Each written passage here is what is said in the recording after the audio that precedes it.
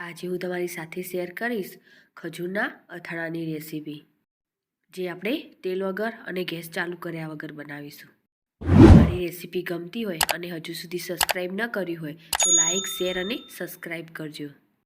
ખજૂરનું અથાણું બનાવવા માટે આપણે આવી જે થોડી હાર્ડ આવે છે તેવી ખજૂરનો ઉપયોગ કરીશું. એકદમ સોફ્ટ આવે છે તેનો ઉપયોગ નહીં કરીએ.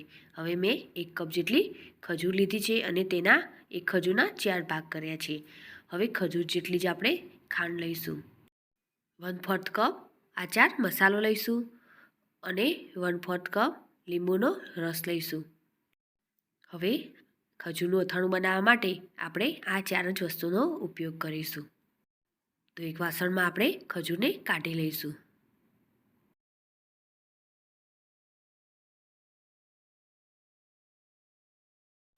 હવે તેમાં ખાંડ એડ કરીશું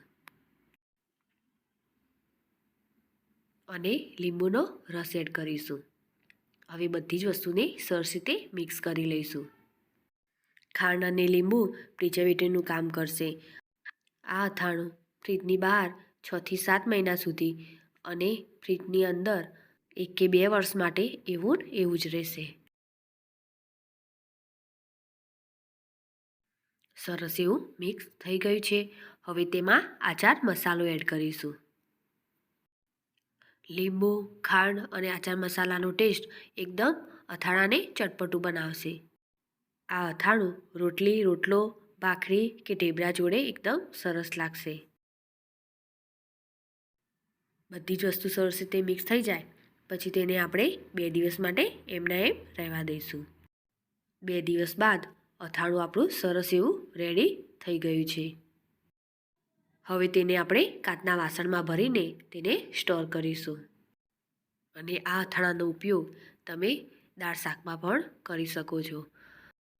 ખજૂરના અથાણામાં આપણે કોઈ તેલનો ઉપયોગ કર્યો નથી કે કોઈ કુકિંગ પ્રોસેસ પણ કરી નથી. ઝટપટ બની પણ જાય છે. મારી આ રેસીપી તમને ગમી હોય તો ફેમિલી અને ફ્રેન્ડ્સ સાથે શેર કરજો. સાથે લાઈક કરી મારી ચેનલ સબસ્ક્રાઈબ કરી બાજુ આપેલ બેલ આઇકન પ્રેસ કરજો, જેથી નવી રેસીપીના અપડેટ તમને મળતા રહે.